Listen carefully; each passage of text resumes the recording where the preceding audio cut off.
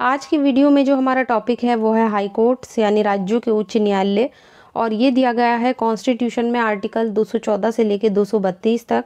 तो आज की वीडियो में हम इन सब आर्टिकल, मैं आपको ये भी बता दूं कि अगर आपको ये वीडियो पसंद आया है और लास्ट में आप इस चैनल को सब्सक्राइब ज़रूर करिए, क्योंकि आने वाली वीडियोस में जितने भी हम जो भी मेजर एक्ट हैं वो सब सीरीज़ के साथ 1 बाय 1 कवर करेंगे विद केस लॉस। इसलिए वीडियो के एंड तक भी बने रहिएगा, क्योंकि इस वीडियो में हम हाई कोर्ट से संबंधित जो इम्पोर्टेंट आर्टिकल हैं वो भी सब मैं आपको साथ के साथ बताती चलूँगी। तो चलिए शुरू करते हैं, क्योंकि आज का टॉपिक है हाई कोर्ट, इसलिए काफ़ी इम्पोर्टेंट हैं जितने भी आर्टिकल्स हैं। इसमें से आपको ये भी पता चलेगा कि कौन सा आर्टिकल जो है वो निरस्त कर दिया गया है 7वें संवैधानिक संशोधन अधिनियम से, क्योंकि एक बार जो है ये वाला क्वेश्चन आया भी हुआ है। तो चलिए जान लेते हैं। भारतीय संविधान में उच्च न्यायालय से संबंधित प्रावधान देखिए भाग 6 में दिए गए हैं। हम जानते हैं कि आपको कॉन्स्टिट्यूशन में मिलेगा और इसमें 6 चैप्टर्स हैं। कितने हैं? 6 चैप्टर्स हैं। उन सारे चैप्टरों में से जो चैप्टर नंबर 5 है, जो अध्याय 5 है, वो हमें राज्यों के उच्च न्यायालय के बारे में बताता है। ये भाग अनुच्छेद 152 से लेके 237 तक दिया गया है। तो जो भाग 6 जिसकी हम बात कर रहे हैं, जिसमें चैप्टर नंबर 5 हमें हाई कोर्ट के बारे में बताता है, उसी में आर्टिकल 152 से लेके 237 तक इस पार्ट के बारे में दिया गया है और उसी के अंदर आपको मिलेगा हाई कोर्ट से संबंधित प्रावधान। अब हम एक एक करके फटाफट से शॉर्ट में इन चैप्टर्स के बारे में जान लेते हैं। सबसे पहले चैप्टर नंबर 1 यानी अध्याय 1, जो जिसमें सिर्फ एक ही आर्टिकल दिया गया है, वो है आर्टिकल 152, जिसमें आपको स्टेट की डेफिनेशन मिलेगी। फिर चैप्टर नंबर 2 यानी कि अध्याय 2, ये है आर्टिकल 153 से लेके 167, 153 से 167। इसमें बताया गया है राज्य की कार्यपालिका के बारे में। राज्य की कार्यपालिका में क्या क्या आएगा? एक तो आ जाएगा आपका राज्यपाल, जो हर राज्य में स्टेट में होते हैं, गवर्नर, मंत्रिपरिषद, राज्य का महाधिवक्ता यानी एडवोकेट जनरल, और इसके बाद सरकारी कार्य का संचालन। तो ये सब हमें मिलेंगे राज्य कार्यपालिका वाले अध्याय में। इसके बाद जो नेक्स्ट चैप्टर है, चैप्टर नंबर 3, इसमें मिलेगा ये 168 से लेके 213 तक दिया गया है और इसमें बताया गया है राज्य के विधानमंडल के बारे में। जिस तरह से सेंटर में पार्लियामेंट होती है, उसके 2 सदन होते हैं, एक लोकसभा एक राज्यसभा, इसी तरह से स्टेट में होता है विधानमंडल, जिसके 2 सदन होते हैं, एक विधानसभा और एक विधान परिषद। इसके बाद आता है चैप्टर नंबर 4, आर्टिकल 213, केवल 213, जिसमें बताया गया है राज्यपाल की अध्यादेश जारी करने की शक्ति।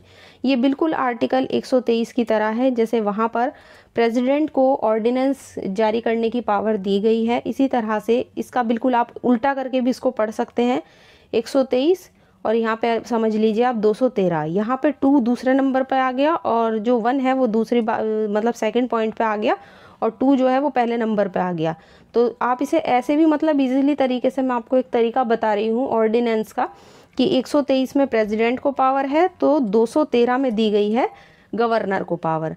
इसके बाद नेक्स्ट आता है चैप्टर नंबर 5, जिसमें 214 से लेके 232 तक दिए गए हैं राज्य के उच्च न्यायालय, जो आज हमें पढ़ना है और आज की वीडियो का हमारा टॉपिक है।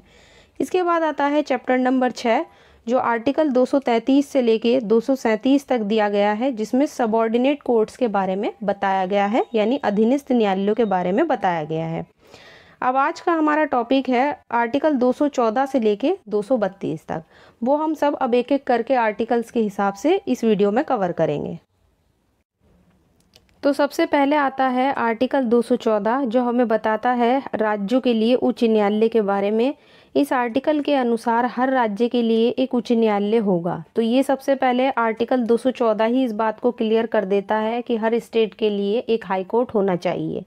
इसके बाद नेक्स्ट आर्टिकल है 215, ये बताता है उच्च न्यायालय का अभिलेख न्यायालय होना।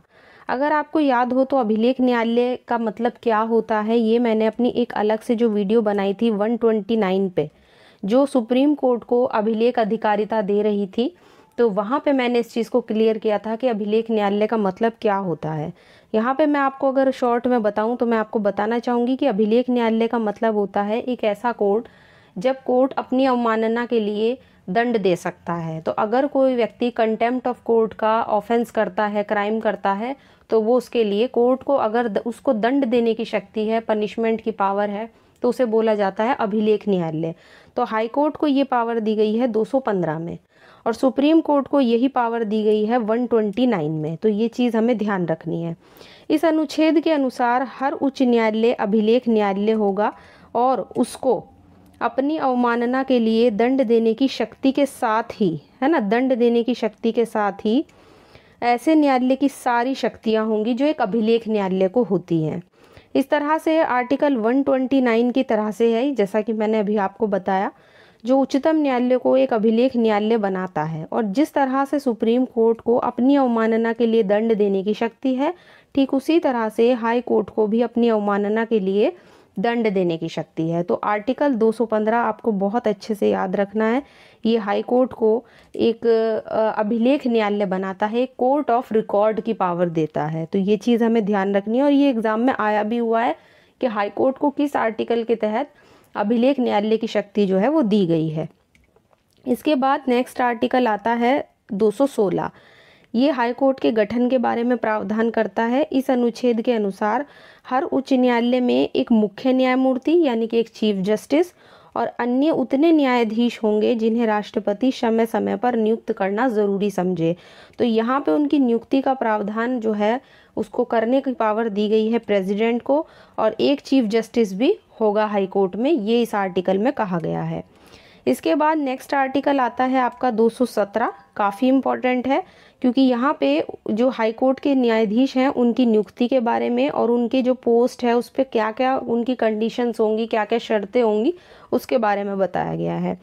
इस अनुच्छेद के अनुसार उच्च न्यायालय के हर न्यायाधीश की नियुक्ति राष्ट्रपति के द्वारा ही की जाती है। तो प्रेसिडेंट को ही उनकी नियुक्ति का, उनकी अपॉइंटमेंट की जो पावर है वो दी गई है। वह न्यायाधीश कितने उम्र तक अपने पद पर रह सकते हैं, कितनी आयु तक, तो 62 साल की आयु तक। ये चीज़ आपको ध्यान रखनी है कि 62 ईयर्स की एज तक जो हाई कोर्ट के जजेस हैं वो अपने पोस्ट पर रह सकते हैं। और अगर मैं आपको बताऊं तो सुप्रीम कोर्ट के लिए यही एज लिमिट है 65। तो ये चीज़ हमें ध्यान रखनी है। तो ये वाला आर्टिकल इसलिए इम्पोर्टेंट है क्योंकि एक तो ये आपको एज लिमिट बता रहा है, दूसरा उनकी नियुक्ति की जो शक्ति है वो राष्ट्रपति के बारे में बता रहा है कि राष्ट्रपति ही उनको नियुक्त करते हैं। लेकिन हमें एक चीज़ ध्यान यहाँ पे रखनी है कि कोई भी न्यायाधीश है वो राष्ट्रपति को हस्ताक्षरित लेख के द्वारा, मतलब अपने हाथ से, मतलब अपना हाथ से सिग्नेचर करके, मतलब सिग्नेचर वाला अपना त्याग पत्र दे सकता है, अपना पद त्याग कर सकता है। तो अगर वो अपना त्याग पत्र देना चाहते हैं, पोस्ट से रिज़ाइन करना चाहते हैं, तो वो किसको देंगे? वो लेख जो रिज़ाइन वाला लेटर होगा वो देंगे राष्ट्रपति को। और किसी भी न्यायाधीश को उच्चतम न्यायालय के न्यायाधीश को हटाने के लिए जो भी तरीका दिया गया है आर्टिकल 124 में, उसी के तहत ही उसको हटाया जाएगा, वो भी राष्ट्रपति के द्वारा। तो ये चीज़ हमें ध्यान रखनी है। जो 124 में हटाने का जो प्रोसीजर दिया गया है सुप्रीम कोर्ट के जजेस को हटाने का उनकी पोस्ट से, वही बिल्कुल सेम अप्लाई होगा आपका हाई कोर्ट के जजेस पर। वहाँ पे 2 आधार दिए गए हैं जिस पर उन्हें हटाया जा सकता है। पहला है कदाचार, यानी कि अगर वो मिसबिहेवियर करते हैं, और दूसरा है असमर्थता यानी इनकैपेसिटी, अपने पद पर काम करने की उनके पास समर्थता ना रही हो। तो ये 2 आधार थे। इसके बाद दूसरा पॉइंट ये कहता है कि कोई भी व्यक्ति अगर किसी उच्च न्यायालय के न्यायाधीश के रूप में नियुक्त होने के लिए योग्य तभी होगा। अब देखिए इस सेकंड पॉइंट में इसी आर्टिकल के इनकी योग्यता दी गई है कि एक व्यक्ति को अगर हाई कोर्ट का न्यायाधीश नियुक्त होना है तो कम से कम उसमें क्या क्या उसके पास मतलब क्वालिफिकेशन या क्वालिटीज़ होनी चाहिए। पहला है वो भारत का नागरिक होना चाहिए। दूसरा पॉइंट है भारत के राज्य क्षेत्र में कम से कम 10 साल तक वो किसी न्यायिक पद पर को धारण किया हो, वो किसी जुडिशियल पोस्ट पर रह चुका हो। और तीसरा पॉइंट है किसी उच्च न्यायालय में या 2 से अधिक न्यायालयों में कम से कम लगातार 10 साल तक वो अधिवक्ता रहा हो, यानी 10 साल तक वो अधिवक्ता एडवोकेट रहा हो। तो ये कुछ शर्तें हैं इस पोस्ट पर रहने के लिए अगर एक व्यक्ति हाई कोर्ट का जज बनना चाहता है। इसके बाद यदि उच्च न्यायालय के किसी न्यायाधीश की आयु के बारे में मान लीजिए कोई विवाद उठता है, कोई प्रश्न होता है, कोई क्वेरी उठती है, तो क्या होगा? तो उस प्रश्न का विनिश्चय भारत के मुख्य न्यायाधीश, अब यहाँ पे भारत के मुख्य न्यायाधीश से परामर्श की बात हुई है, यानी कि CJI, chief justice of India, supreme court के जो चीफ जस्टिस हैं उनकी बात हो रही है। तो उनसे परामर्श करने के बाद राष्ट्रपति द्वारा इस प्रश्न का विनिश्चय किया जाएगा। और राष्ट्रपति का देखिए निश्चय जो है वो यहाँ पे अंतिम होगा। एक बार ये क्वेश्चन भी आया हुआ है, ये भी पॉइंट आपको नोट कर लेना चाहिए, बहुत ही इंपॉर्टेंट पॉइंट है। एग्जाम में ये मैं देख चुकी हूँ, ये क्वेश्चन आया हुआ है कि अगर हाई कोर्ट के जजेस की आयु के बारे में कोई भी प्रश्न उठता है तो जजमेंट किसका अंतिम होगा। वहाँ पे अगर आपके सामने 4 ऑप्शन आ जाए तो आपने अगर अच्छे से पढ़ा हुआ है तो आप इस चीज़ को आसानी से बहुत टिक कर सकते हैं कि वहाँ पे देखिए इसमें साफ लिखा हुआ है राष्ट्रपति का निश्चय अंतिम होगा। तो प्रेसिडेंट इस बात को तय करेंगे अगर इस तरीके का कोई क्वेश्चन उठता है। और परामर्श किसका लेंगे, सीजेआई का, जो चीफ जस्टिस ऑफ इंडिया है हमारे, जो हमारे सुप्रीम कोर्ट हैं उसके जो मुख्य न्यायाधीश हैं उनके लेंगे। तो ये चीज़ हमें ध्यान रखनी है। इसके बाद आता है आर्टिकल 218। क्या कहता है ये आर्टिकल, ये कहता है कि सुप्रीम कोर्ट से संबंधित कुछ प्रावधान ऐसे हैं जो हाई कोर्ट पर भी लागू होंगे। अब वो प्रावधान कौन से हैं, वो प्रावधान है 124 के दोनों खंडों का, खंड 4 और खंड 5। क्या कहते हैं, जहाँ जहाँ उनमें सुप्रीम कोर्ट के प्रति निर्देश है वहाँ वहाँ हाई कोर्ट के प्रति निर्देश समझा जाएगा और वो हाई कोर्ट के संबंध में वैसे ही लागू होंगे जैसे सुप्रीम कोर्ट के संबंध में लागू होते हैं। अब इन चीज़ को समझने के लिए हमें दोनों खंड को देखना होगा कि खंड 4 क्या कहता है 124 का और खंड 5 क्या कहता है। सबसे पहले जान लेते हैं खंड 4 के बारे में। तो आर्टिकल 124 का खंड 4 ये कहता है कि सुप्रीम कोर्ट के न्यायाधीशों को उनके पद से हटाने के आधार और प्रक्रिया क्या होगी। आधार तो मैं ऊपर आपको बता चुकी, एक कदाचार है और एक असमर्थता है। प्रक्रिया अलग प्रक्रिया जो भी वहाँ पर दी गई है वही हाई कोर्ट के जजेस के लिए अपनाई जाएगी उनको हटाने के लिए। इसके अलावा जो खंड 5 है वो हमें कहता है कि संसद खंड 4 के अधीन किसी समावेदन के रखे जाने की तथा न्यायाधीश के कदाचार असमर्थता के इन्वेस्टिगेशन और साबित करने की प्रक्रिया का विधि द्वारा विनियमन कर सकती है। यानी जिस तरह से सुप्रीम कोर्ट के जजेस को हटाने के लिए जो प्रोसीजर अपनाया जाता है उसे साबित करने की प्रक्रिया का विधि द्वारा विनियमन जैसे संसद वहाँ पर करती है उस आर्टिकल के अंदर, ठीक इसी तरह से हाई कोर्ट के जजेस के बारे में भी वही विधि द्वारा विनियमन पार्लियामेंट के द्वारा ही किया जाएगा। तो ये चीज़ यहाँ पे क्लियर हुई। दोनों जो पॉइंट है ना इसके, जो सुप्रीम कोर्ट के संबंध में है वही हाई कोर्ट के जजेस पर भी लागू होंगे। तो ये था इस आर्टिकल का मतलब। इसके बाद आता है आर्टिकल 219। क्या कहता है, हाई कोर्ट के न्यायाधीशों के द्वारा शपथ के बारे में कहता है। तो इस अनुच्छेद के अनुसार उच्च न्यायालय का न्यायाधीश होने के लिए जो नियुक्त हर व्यक्ति है वो अपना पद ग्रहण करने से पहले, अब देखिए उसे शपथ कौन दिलाता है, हाई कोर्ट के जो जजेस होते हैं उनको शपथ कौन दिलाता है ये हमें पता होना चाहिए। हर जगह हमने अभी तक ऊपर प्रेसिडेंट के बारे में पढ़ा है, गवर्नर का कहीं पर नाम नहीं आया। तो यहाँ पे गवर्नर के ही बारे में कहा गया है कि उसे जो शपथ दिलाएंगे वो उस स्टेट का गवर्नर के सामने दिलाई जाएगी। मतलब गवर्नर के पास पावर है उनको शपथ दिलाने की। और जो तीसरी अनुसूची में जो प्रारूप दिया गया है उसके अकॉर्डिंग वो शपथ लेगा और उस पर अपने हस्ताक्षर भी उन्हें करने होंगे। तो ये चीज़ हमें ध्यान रखनी है। तो शपथ दिलाने की पावर किसके पास है, स्टेट के गवर्नर के पास। क्यों है, क्योंकि जो हाई कोर्ट है उनका ज्यूरिडिक्शन जिस स्टेट पर होता है उसी स्टेट के गवर्नर के द्वारा उनको शपथ दिलाई जाती है जजेस को। तो ये चीज़ हमें ध्यान रखनी है। ये भी आया हुआ है एक बार कि उन्हें शपथ कौन दिलाता है। इसके बाद नेक्स्ट आर्टिकल आता है 220।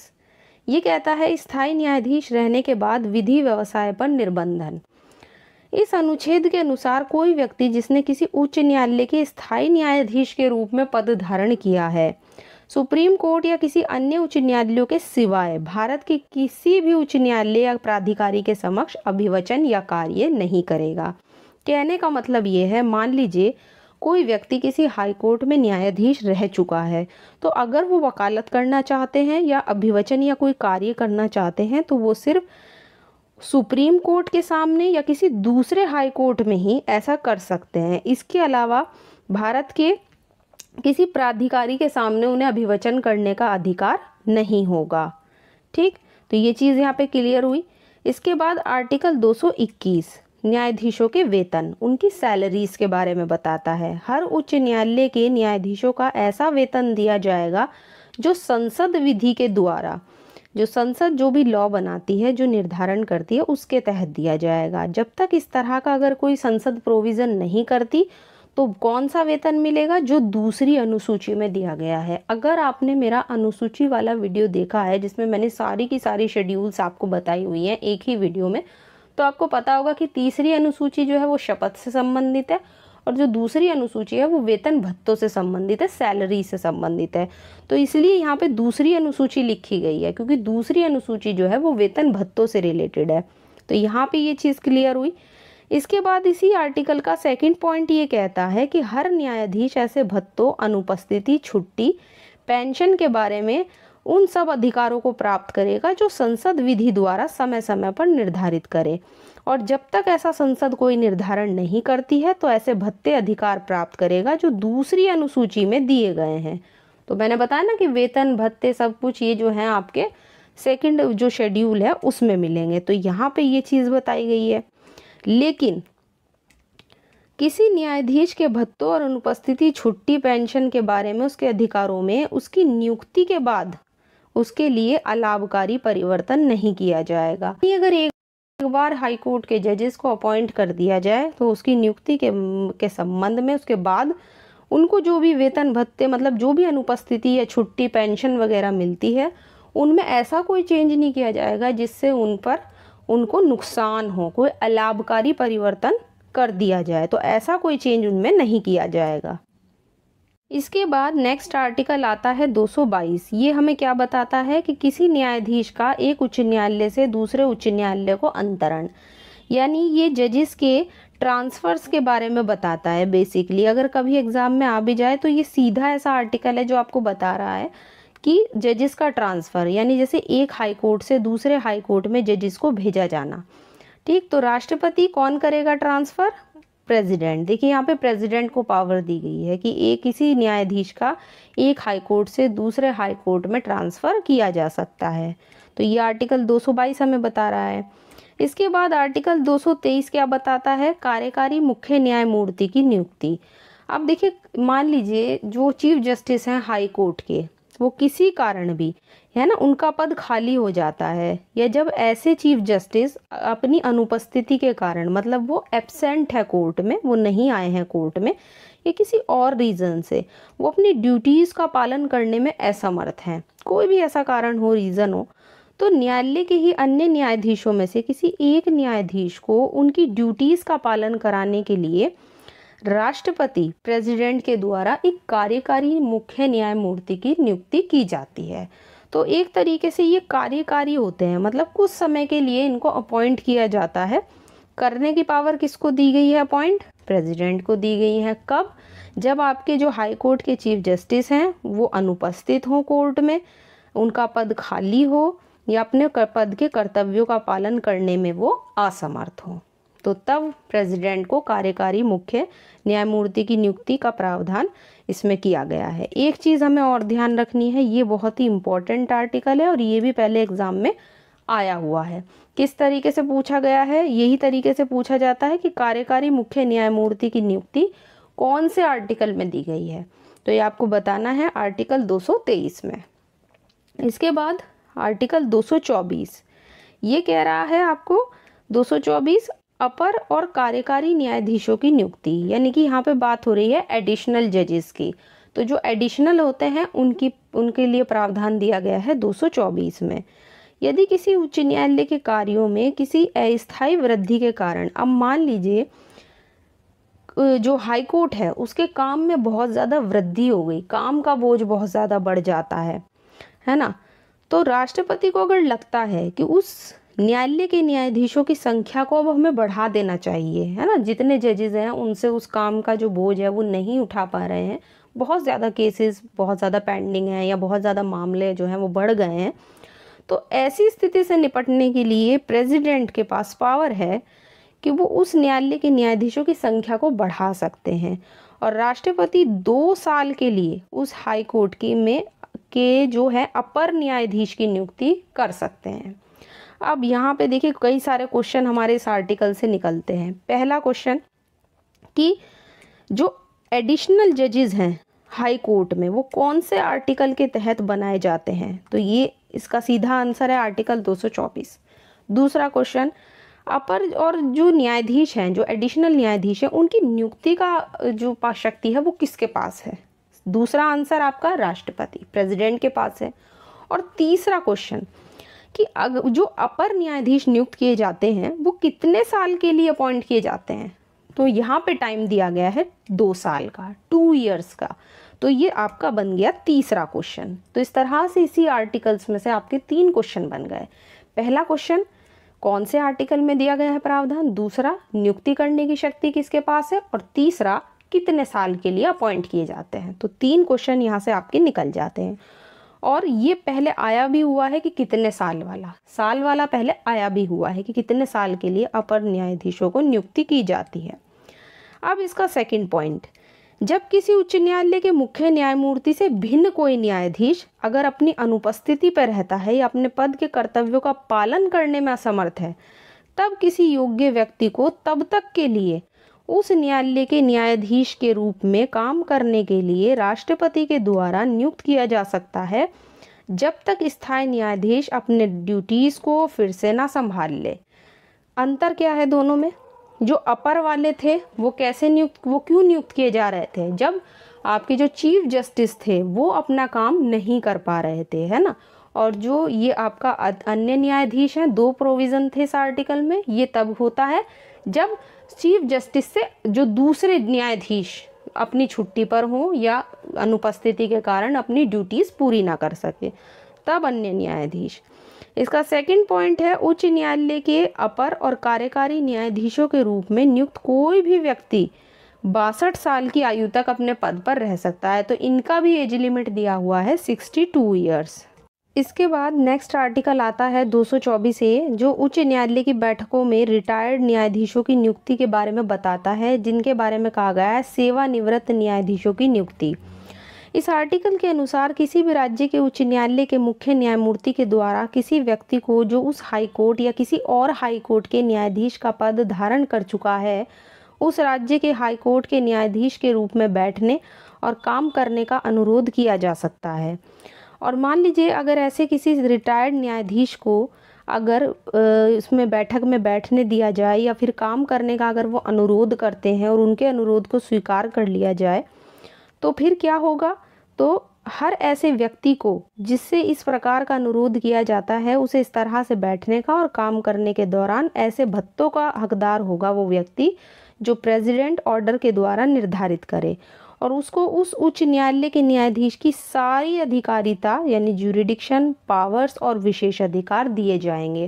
तो एक तरीके से रिटायर्ड जजेस को हाई कोर्ट की बैठकों में बैठने और कार्यवाही में भाग लेने का अधिकार दे रहा है, और उन्हें वैसे भत्ते भी मिलने का हकदार होंगे, वो उन्हें सारे भत्ते वगैरह मिल सकते हैं जो प्रेसिडेंट निर्धारित करते हैं। तो ये चीज़ हमें ध्यान रखनी है।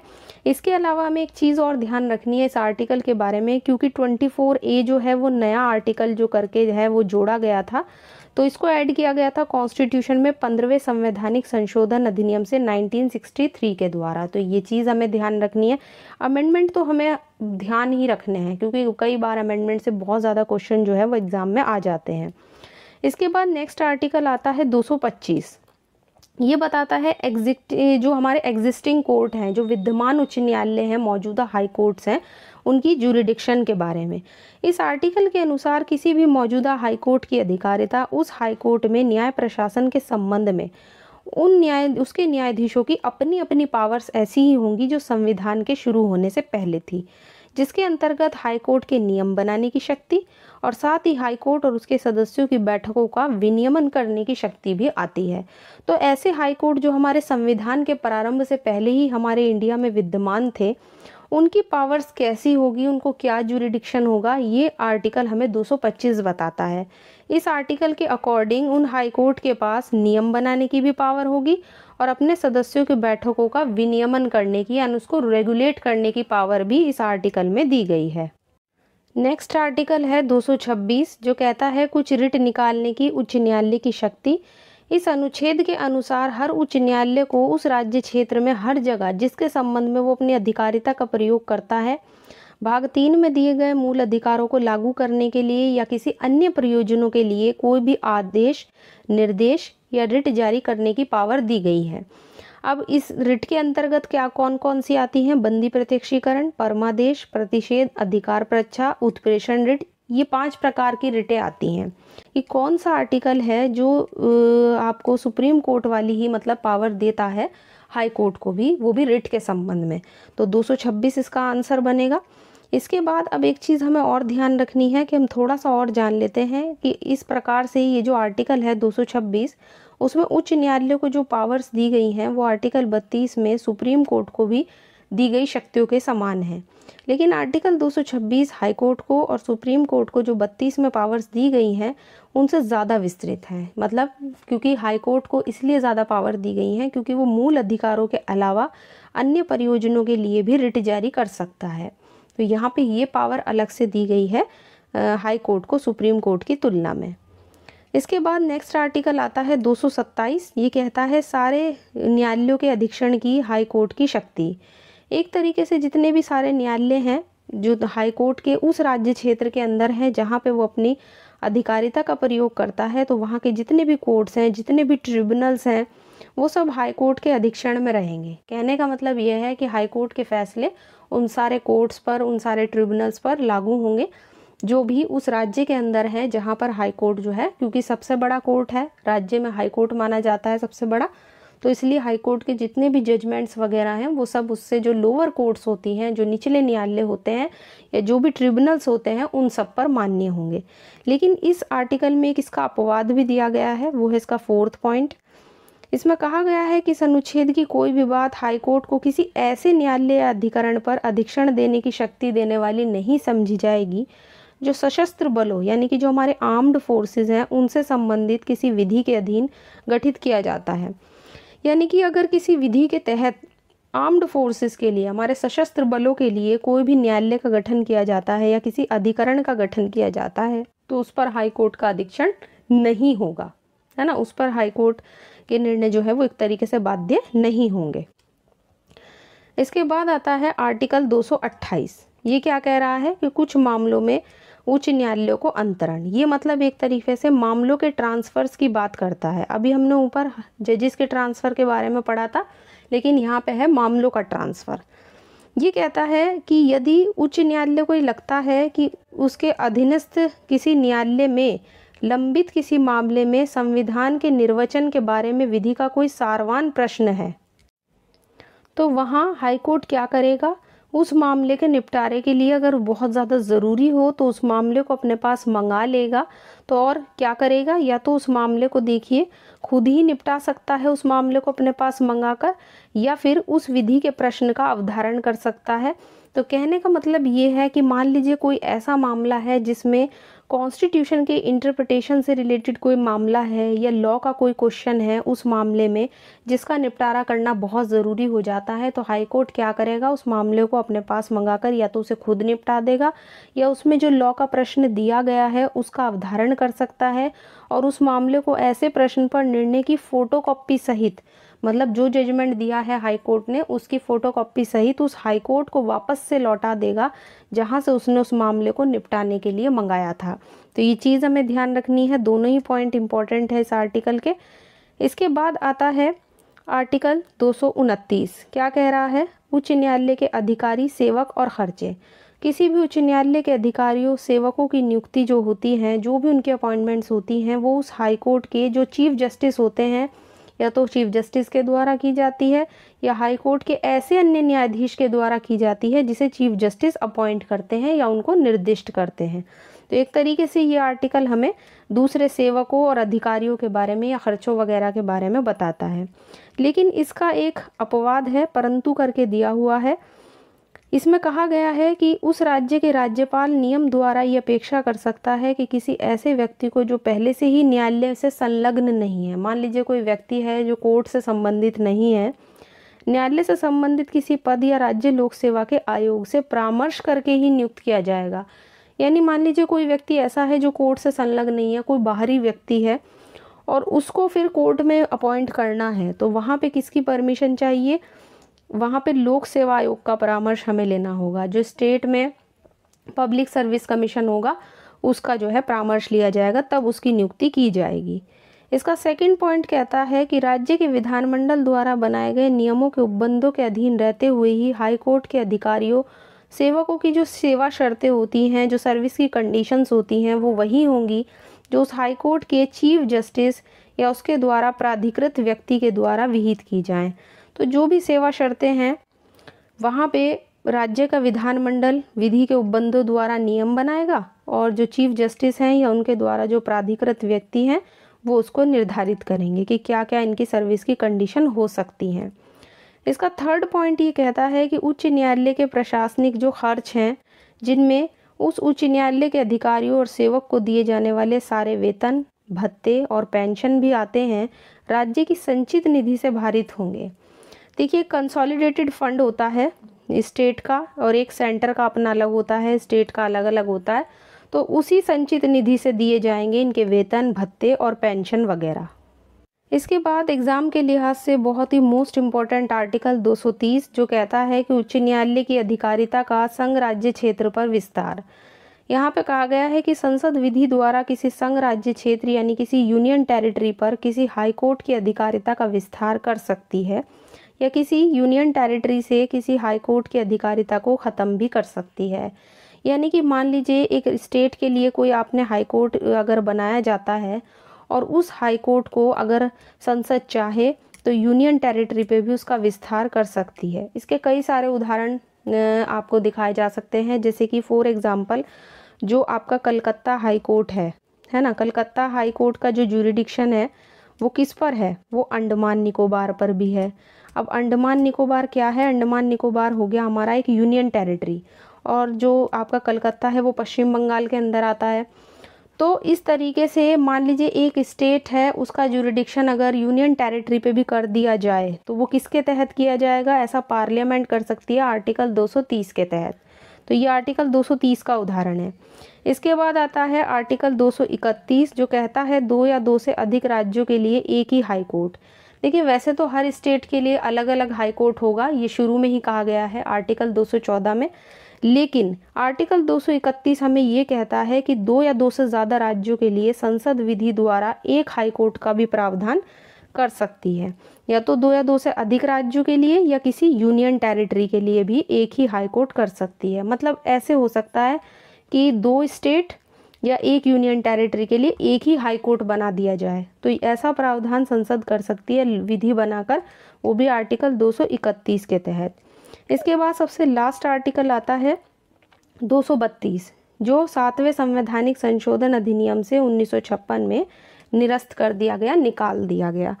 तो इस तरह से ये था पूरा वीडियो आर्टिकल 214 से 232 तक जो हमें हाई कोर्ट्स के बारे में बताता है। आशा करती हूँ वीडियो आपको पसंद आया होगा। वीडियो अगर पसंद आया है तो वीडियो को लाइक कीजिए, ज़्यादा से ज़्यादा शेयर कीजिए और चैनल को सब्सक्राइब करना मत भूलिए।